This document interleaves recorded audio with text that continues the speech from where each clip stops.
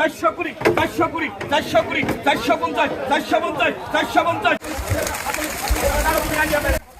M A বাড়ি বাজার বা সাহেবগঞ্জ সুপারমার্কেট এটি বরিশালের বাকেরগঞ্জ উপজেলার সাহেবগঞ্জ সবচেয়ে পুরনো বাজার।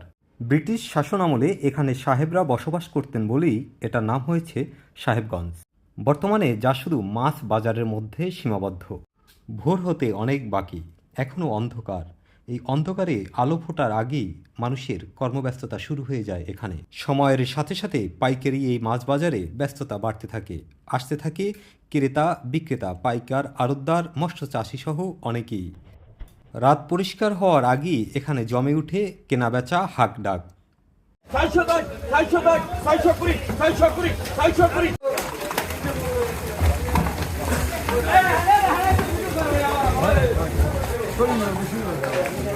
মাত্র ঘণ্টাখানেকের এ বাজারে বেচা বিক্রি হয়ে যায় কয়েক লক্ষ টাকা। খুচরা বাজারে মাছ বিক্রেতারা এখানে আসেন পাইকারি দরে মাছ কিনে নিতে, তারপর নিয়ে যান বাজারে। বাজার থেকে চলে যায় ভোক্তাদের হাতে, সেখান থেকে বাসায় রান্নাঘরে, তারপর খাবার টেবিলে।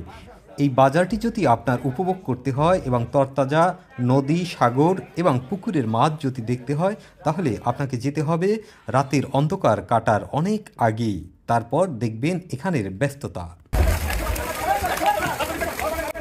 বাংলাদেশের অন্যতম নদীবেষ্টিত উপজেলার মধ্যে বাকেরগঞ্জ একটি, যেখানে অলিখিতভাবে হলেও প্রায় 10টি নদী রয়েছে।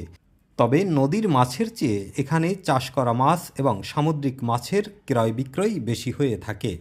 পুকুর জলাশয় ভরাট হয়ে কমে যাওয়ার কারণে এবং মাছ চাষে খরচ বেড়ে যাওয়ার কারণে এখন অনেকটাই জৌলুস হারিয়েছে এই মৎস্য বাজারটি।